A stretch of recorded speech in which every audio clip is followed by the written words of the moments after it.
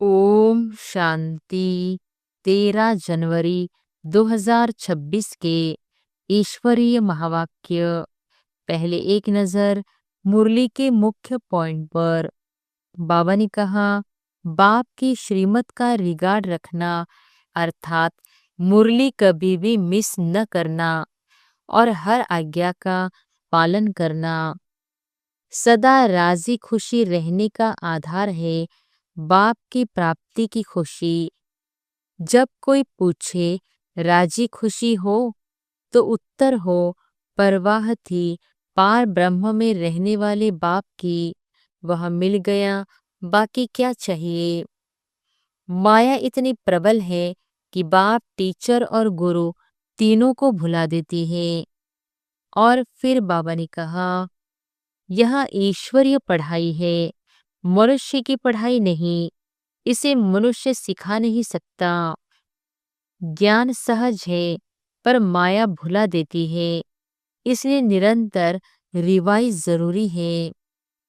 मुरली मिलते हुए भी न पढ़ना, श्रीमत का रिगार्ड न रखना है।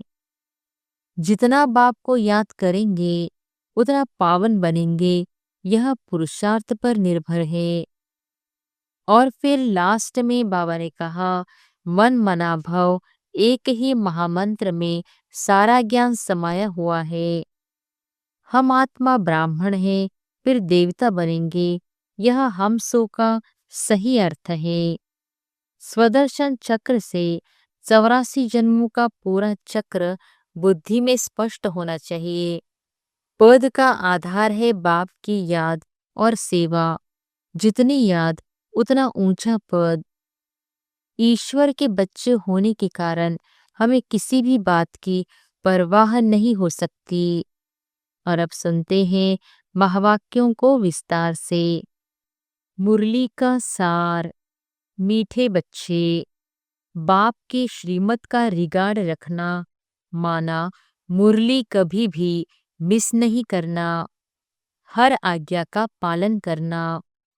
प्रश्न है, अगर तुम बच्चों से कोई पूछे राजी खुशी हो तो तुम्हें कौन सा जवाब फलक से देना चाहिए।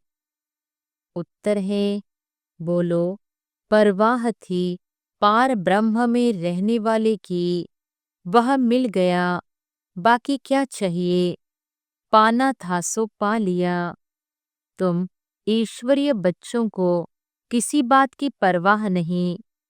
तुम्हें बाप ने अपना बनाया, तुम्हारे पर ताज रखा, फिर परवाह किस बात की। ओम शांति। बाप समझाते हैं, बच्चों की बुद्धि में जरूर होगा कि बाबा बाप भी है, टीचर भी है, सुप्रीम गुरु भी है। इसी याद में जरूर होंगे। यह याद कभी कोई सिखला भी नहीं सकते। बाप ही कलप कलप आकर सिखलाते हैं। वही ज्ञान सागर पतित पावन भी है। वह बाप भी है, टीचर भी है, गुरु भी है।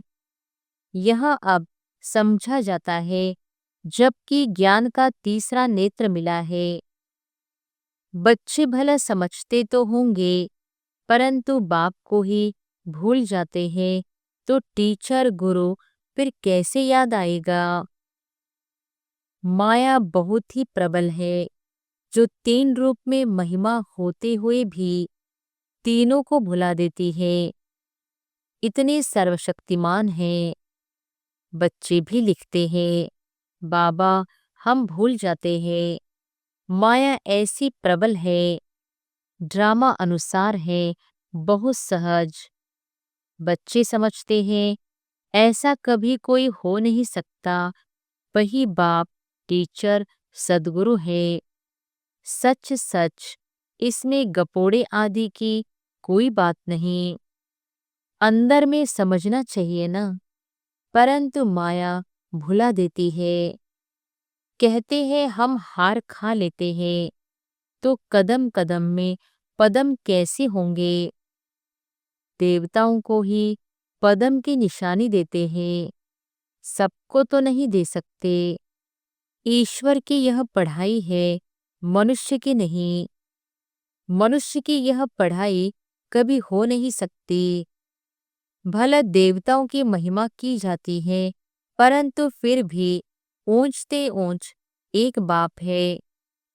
बाकी उनकी बड़ाई क्या है? आज गदाई, कल राजाई।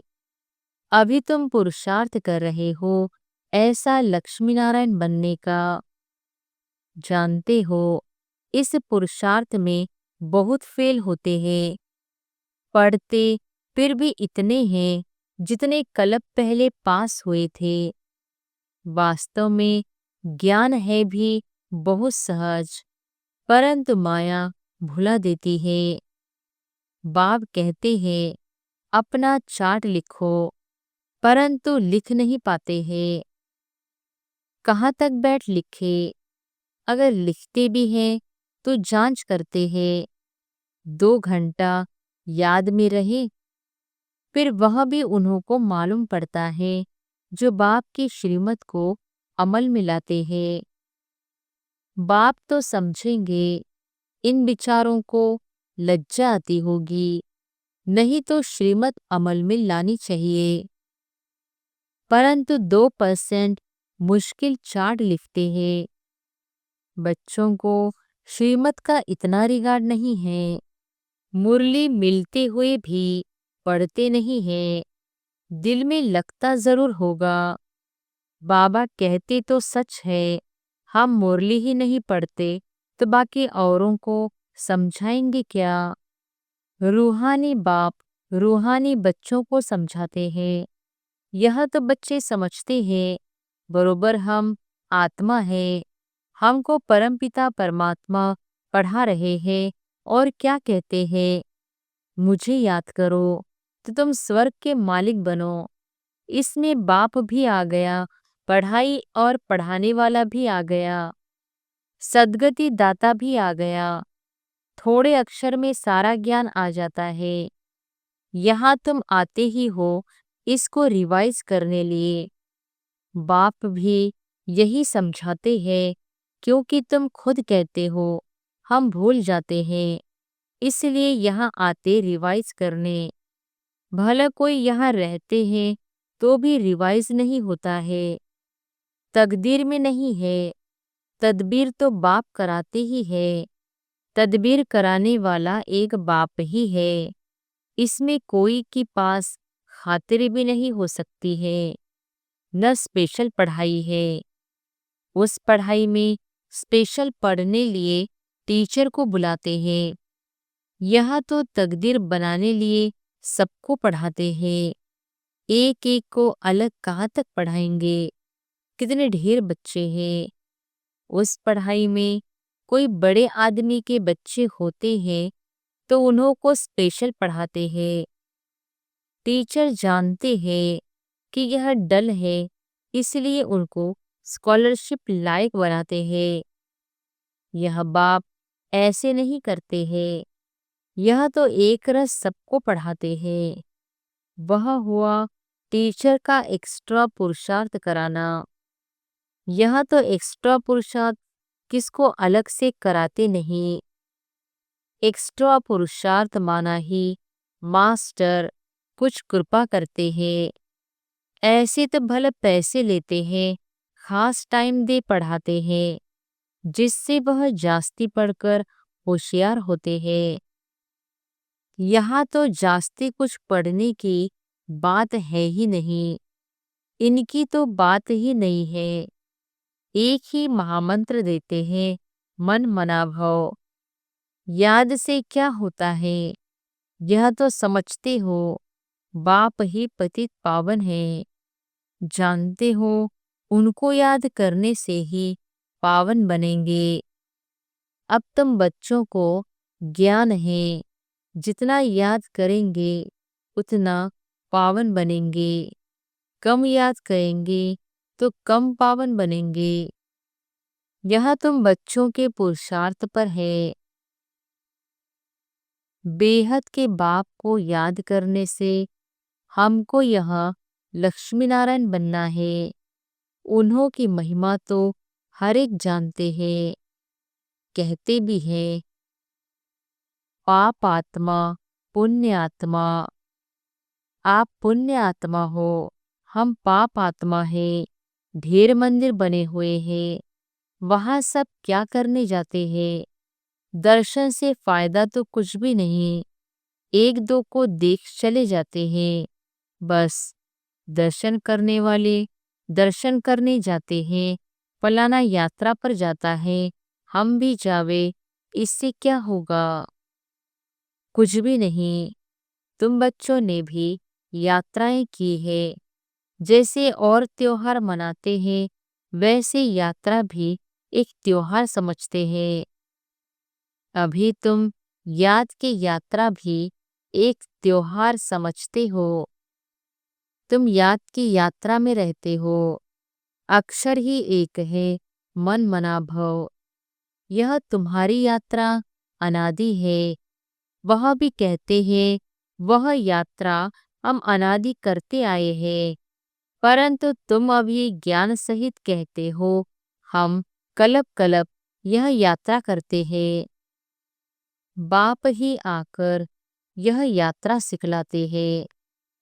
वह चारों धाम जन्म बाई जन्म यात्रा करते हैं।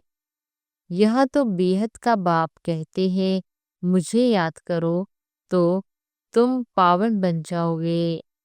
ऐसे तो और कोई कभी नहीं कहते कि यात्रा से तुम पावन बनेंगे।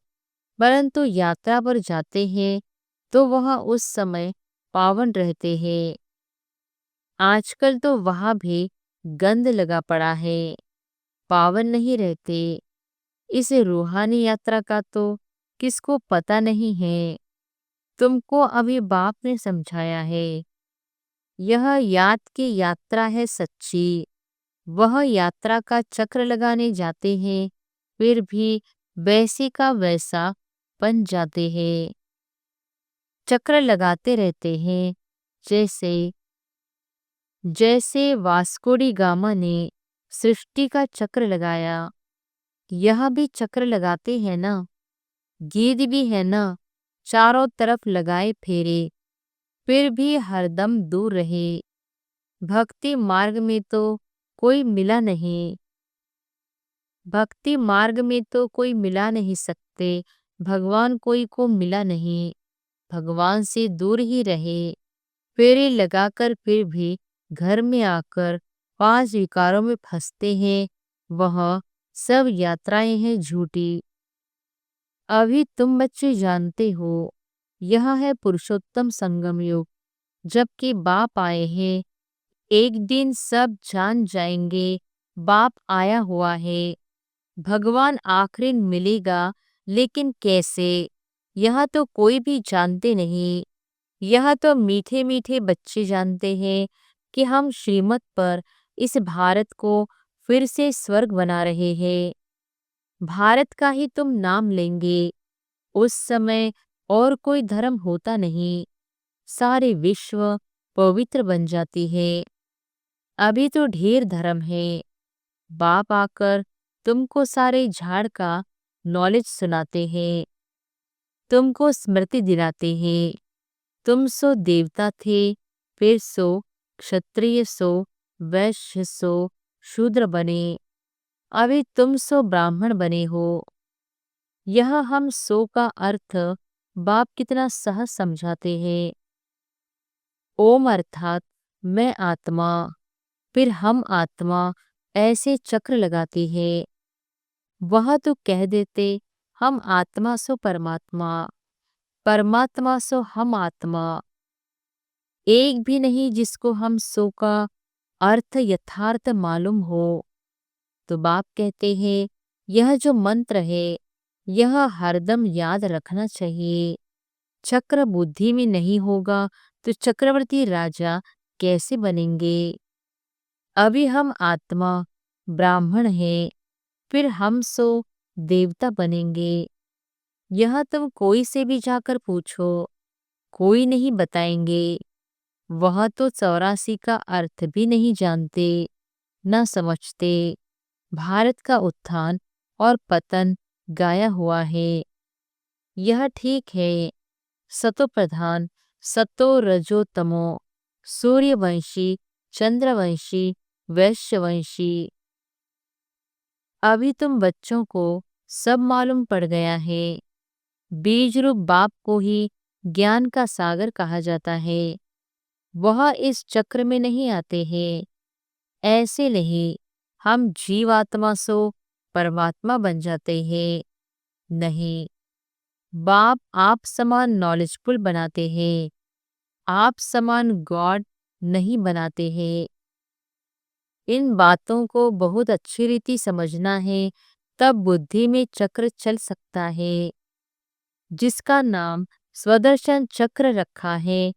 तुम बुद्धि से समझ सकते हो हम कैसे इस 84 के चक्र में आते हैं।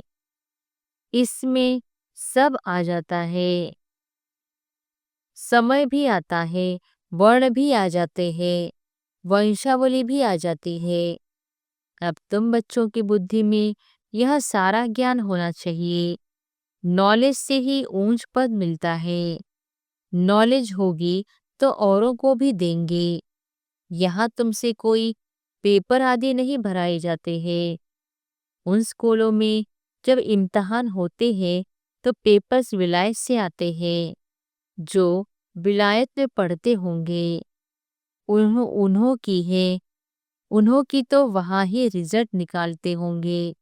उनमें भी कोई बड़ा एजुकेशन अथॉरिटी होगा जो जांच करते होंगे पेपर्स की। तुम्हारे पेपर्स की जांच कौन करेंगे? तुम खुद ही करेंगे।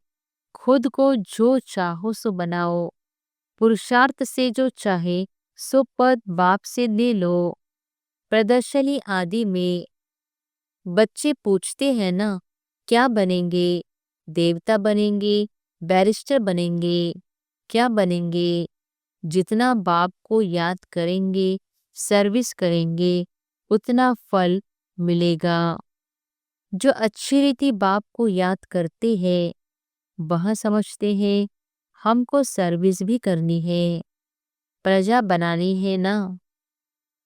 यह राजधानी स्थापन हो रही है तो उसमें सब चाहिए। वहाँ वजीर होते नहीं। वजीर की दरकार उनको रहती जिसको अक्ल कम होता है। तुमको वहाँ राय की दरकार नहीं रहती। बाबा के पास राय लेने आते हैं। स्थूल बातों की राय लेते हैं। पैसे का क्या करे, धंधा कैसे करे। बाबा कहते हैं यह दुनियावी बातें बाप के पास नहीं ले आओ। हाँ, कहाँ दिल शिकस्त बन न जाए तो कुछ न कुछ आथत देकर बता देते हैं यह कोई मेरा धंधा नहीं है, मेरा तो ईश्वरीय धंधा है तुमको रास्ता बताने का। तुम विश्व का मालिक कैसे बनो, तुमको मिली है श्रीमत, बाकी सब है आसुरी मत। सतयुग में कहेंगे श्रीमत, कलयुग में आसुरी मत। वह है ही सुखधाम। वहाँ ऐसे भी नहीं कहेंगे कि राजी खुशी हो, तबीयत ठीक है।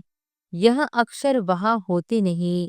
यह यहाँ पूछा जाता है कोई तकलीफ तो नहीं है, राजी खुशी हो। इसमें भी बहुत बातें आ जाती है। वहाँ दुख है ही नहीं जो पूछा जाए। यह है ही दुख की दुनिया। वास्तव में तुमसे कोई पूछ नहीं सकता। भला माया गिराने वाली है तो भी बाप मिला है ना। तुम कहेंगे क्या तुम खुश खैराफत पूछते हो? हम ईश्वर के बच्चे हैं, हमसे क्या खुश खैराफत पूछते हो? परवाहती पार ब्रह्म में रहने वाले बाप की वह मिल गया, फिर किसकी परवाह। यह हमेशा याद करना चाहिए हम किसके बच्चे हैं। यह भी बुद्धि में ज्ञान है कि जब हम पावन बन जाएंगे तो फिर लड़ाई शुरू हो जाएगी। तो जब भी तुमसे कोई पूछे कि तुम खुश राजी हो तो बोलो हम तो सदैव खुश राजी है। बीमार भी हो तो भी बाप की याद में हो। तुम स्वर्ग से भी जास्ती यहाँ खुशराजी हो, जबकि स्वर्ग की बादशाही देने वाला बाप मिला है, जो हमको इतना लायक बनाते हैं, तो हमको क्या परवाह रखी है। ईश्वर के बच्चों को क्या परवाह, वह देवताओं को भी परवाह नहीं। देवताओं के ऊपर तो है ईश्वर, तो ईश्वर के बच्चों को क्या परवाह हो सकती है। बाबा हमको पढ़ाते हैं, बाबा हमारा टीचर सद्गुरु है, बाबा हमारे ऊपर ताज रख रहे हैं, हम ताजधारी बन रहे हैं। तुम जानते हो हमको विश्व का ताज कैसे मिलता है।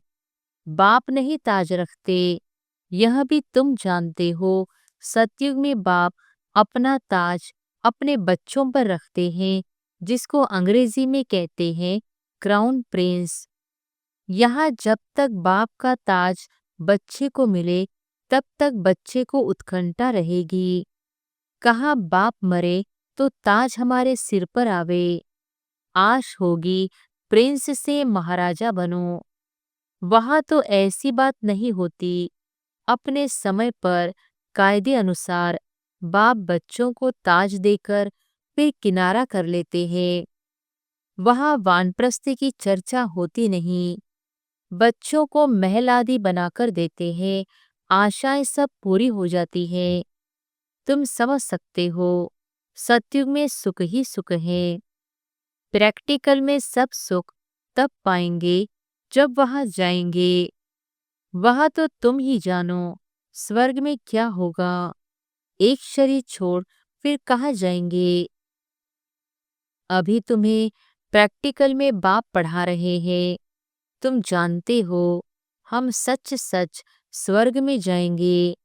वह तो कह देते हम स्वर्ग में जाते हैं, पता भी नहीं है स्वर्ग किसको कहा जाता है। जन्म जन्मांतर यह अज्ञान की बातें सुनते आए। अभी बाप तुमको सत्य बातें सुनाते हैं। अच्छा, मीठे मीठे सिकिलधे बच्चों प्रति माता पिता बाप दादा का याद प्यार और गुड मॉर्निंग।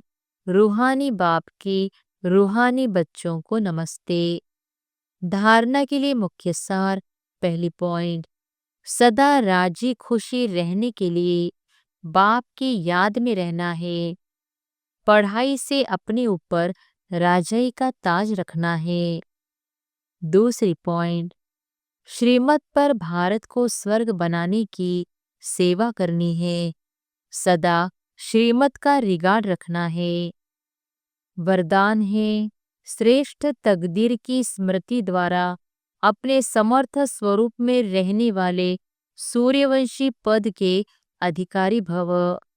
श्रेष्ठ तकदीर की स्मृति द्वारा अपने समर्थ स्वरूप में रहने वाले सूर्यवंशी पद के अधिकारी भव। जो अपनी श्रेष्ठ तकदीर को सदा स्मृति में रखते हैं, वह समर्थ स्वरूप में रहते हैं। उन्हें सदा अपना अनादि असली स्वरूप स्मृति में रहता है। कभी नकली फेस धारण नहीं करते। कई बार माया नकली गुण और कर्तव्य का स्वरूप बना देती है। किसको क्रोधी, किसको लोभी, किसको दुखी, किसको अशांत बना देती है। लेकिन असली स्वरूप इन सब बातों से परे है। जो बच्चे अपने असली स्वरूप में स्थित रहते हैं, वह सूर्यवंशी पद के अधिकारी बन जाते हैं। स्लोगन है, सर्व पर रहम करने वाले बनो तो अहम और वहम समाप्त हो जाएगा। सर्व पर रहम करने वाले बनो तो अहम और वहम समाप्त हो जाएगा। अव्यक्त इशारे। इस अव्यक्ति मास में बंधन मुक्त रहे, जीवन मुक्त स्थिति का अनुभव करो। जब आपकी रचना कमल पुष्प जल में रहते जल के बंधन से मुक्त है, तो जब रचना में यह विशेषता है, तो क्या मास्टर रचता में नहीं हो सकती। जब कभी बंधन में फंस जाओ, तो अपने सामने कमल पुष्प का दृष्टांत रखो कि जब कमल पुष्प न्यारा प्यारा बन सकता है, तो क्या मास्टर सर्वशक्तिवान नहीं बन सकते? तो सदा बन जाएंगे। अच्छा, ओम शांति।